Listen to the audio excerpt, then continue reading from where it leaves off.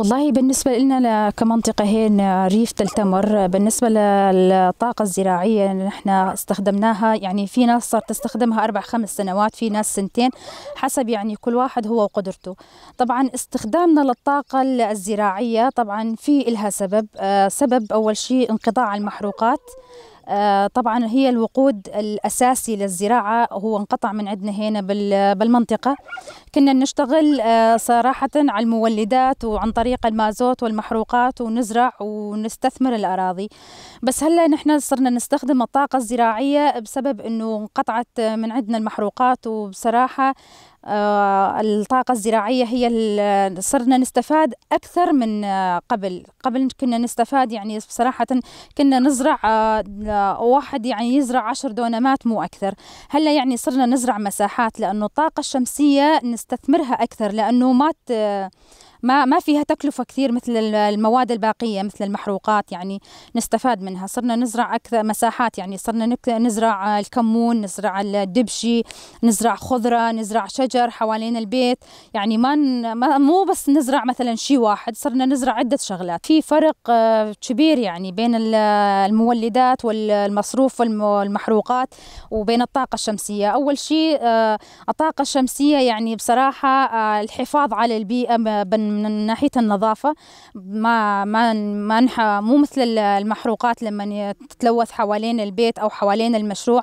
يعني بصراحة هي صديقة للبيئة الطاقة الشمسية، من ناحية الأصوات، من ناحية التلوث، من ناحية يعني حتى قبل من حدا يشغل مولدة الجيران كانوا شوي ينزعجون. هلا بفضل الطاقة الزراعية الحمد لله يعني ما ظل هذيك المشاكل، الحمد لله يعني ما في تلوث للبيئة، ما في أوساخ حوالين البيت، يعني نظافة واستفادة منها. بصراحة يعني صار توفير كبير لنا، خاصة هنا كان نحن كأرياف وكمنطقة قروية نحن صرنا نستفيد أكثر بصراحة، لأنه الطاقة الزراعية صرنا نستفيد أكثر منها. سنة سنتين ممكن نتضايق وممكن يصير علينا تراكم دين، بس بعد هالسنة سنتين بعد ما نوفي هالدين اللي علينا ممكن هالطاقة تكفينا ل20 سنة قدام.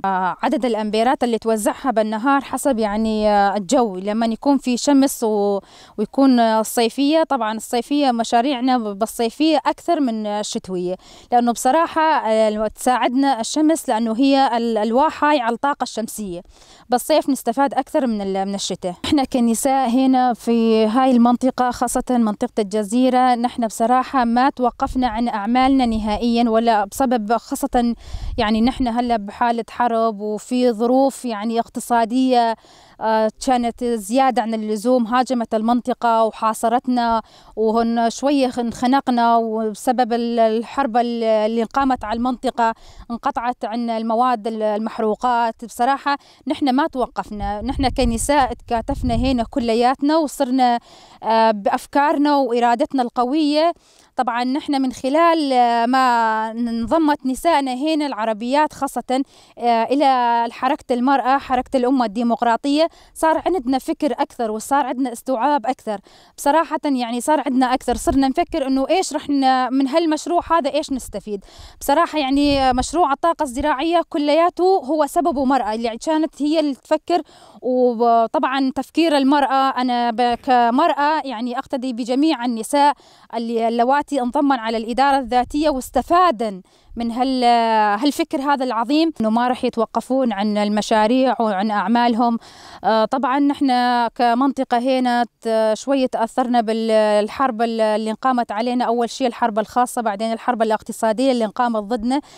نحن لازم نحافظ على مشاريعنا وعلى اعمالنا، ولازم نتقدم ونكسر الحرب اللي انقامت ضدنا، وخاصه الاحتلال الاحتلال اللي يعني عم يوحي انه على اساس انه هو اقوى منا، بس نحن كنساء باعمالنا وبارادتنا العظيمه رح نتقلب على هالشيء هذا، ورح نستمر باعمالنا، ورح نحافظ على مشاريعنا وخاصه على مشاريع الطاقه، لانه نحن كنساء نستفيد منها.